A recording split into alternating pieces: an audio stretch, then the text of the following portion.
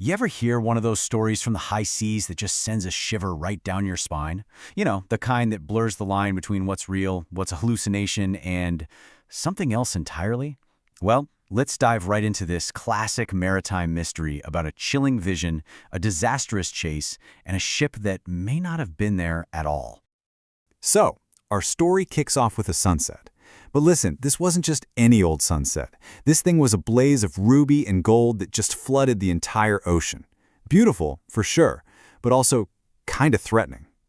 All day the wind had been acting weird, the seas were getting choppy, and you could hear this deep moaning sound from the water, like the ocean itself was getting angry.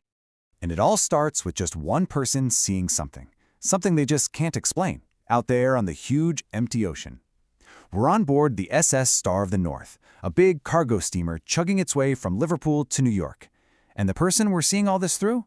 A young guy named Haldane, who, as it happens, just got a surprise promotion to 4th officer. Now get this, the timing is just wild. It's November 7th. It's Haldane's 17th birthday.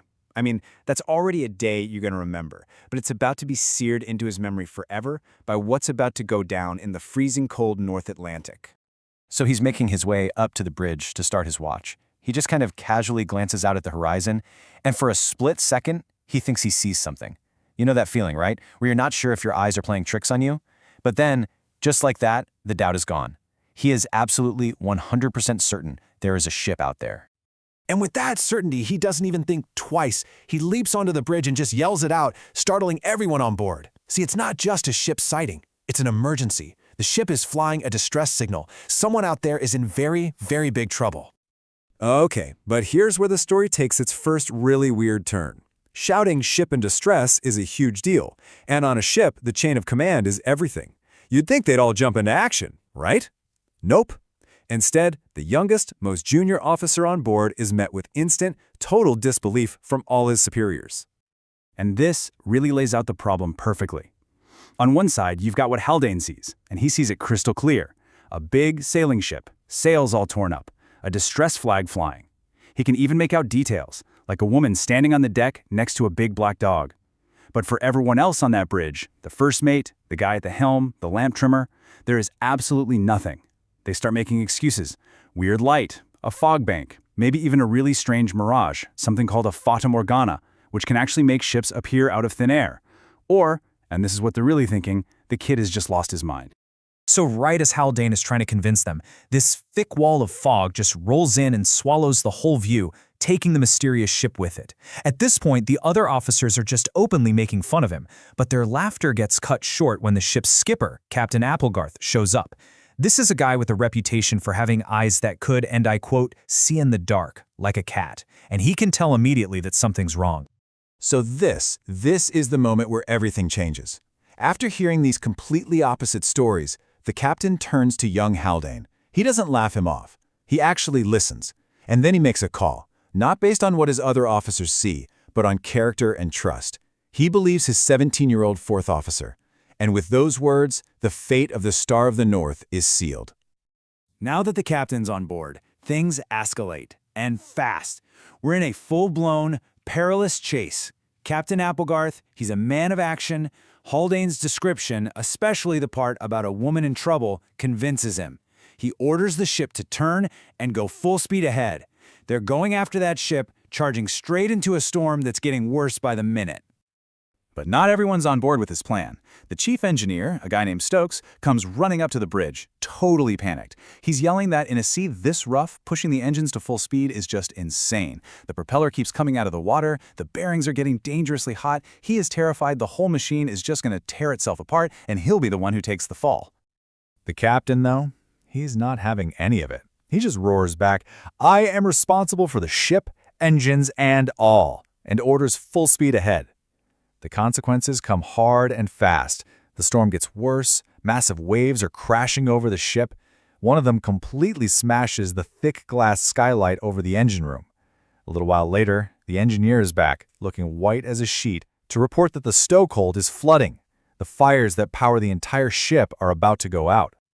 So the ship is now in real, physical danger. But the price for chasing this phantom isn't just going to be mechanical. No. It's about to be paid in blood and bone. So the first mate and a bunch of guys are down in the stokehold trying to clear out the pumps and all this surging water when the ship gives this violent lurch. A stack of heavy iron plates, they're called dunnage plates, used for cargo, they just buckle and fall over, trapping the men in what's described as a kind of rat trap. The casualty list is just grim. The chief engineer, Mr. Stokes, who was already freaking out, now has a broken arm. A fireman named Blanchard is in shock, but the worst of it is a man named Jackson. His ribs are crushed and he's paralyzed from the waist down. He is horribly and most likely fatally wounded. And as if things weren't bad enough, at that exact moment, the steam-powered steering just breaks down. The ship is basically uncontrollable in a raging storm. And then, the first mate appears from below, his face pale in the moonlight. He looks and he sounds like a man who has just seen a ghost, and he's bringing the news of the terrible accident. And this is when superstition really takes over. I mean, when disaster strikes and you can't explain it, the human mind tends to go to the supernatural. And for sailors, the sea is crawling with legends. The bosun, a guy named Old Masters, turns to Haldane. He whispers that he knew something like this would happen. And then he confesses. He saw the strange ship too, but he didn't see a rescue mission. He saw an omen, a ghost ship, a sign of pure doom. Down in a cabin, the dying fireman, Jackson, starts slipping in and out of consciousness. Haldane is sitting with him when all of a sudden, the injured man's eyes just lock onto the porthole. He gets incredibly agitated, pointing out into the stormy night. He's seeing something that no one else can. And these are his final, chilling words. In his last moments, he sees the very same ship that Haldane described. He sees them lowering a boat just for him, like a rescue party from the afterlife. He cries out to it, reaches for it, and then just falls back, stone dead. A second witness, right from the brink of death itself. Well, when the bosun hears about this, his fear just hardens into this grim certainty. That's number one, he says. He flat out predicts that Mr. Stokes will be next, and then Haldane and himself. For him, it's not even a question anymore. They saw the ghost ship, and now they're all doomed men. Just look at this chart. This is their whole world. A few lines drawn on some paper, surrounded by a huge, unforgiving ocean.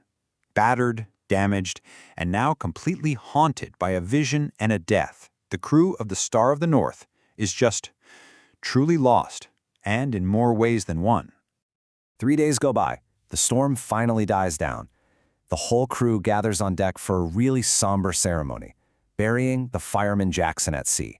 And right as the captain is reading the prayers for the dead, a faint little gleam of light appears on the water, just cutting through the mist. Then a flare goes up, lighting the whole scene, and both Haldane and the boatswain just cry out, "It's back!" The large, full-rigged ship, the tattered sails, the messy rigging, and strangest of all, the exact same flag, the French tricolor, at half-mast, the signal for distress. It is the identical ship, in the identical condition, hundreds of miles from where they first saw it. So what in the world was it? Was it some incredibly complex optical illusion, a fata morgana that was just magnified by the stress and the isolation of being out in the North Atlantic? Was it a shared delusion, a story that started in a young officer's head and just spread like wildfire through a terrified crew? Or should we take the bosun's word for it, that this was a real ghost ship, a supernatural warning from the deep? The ship's logbook offers no easy answers.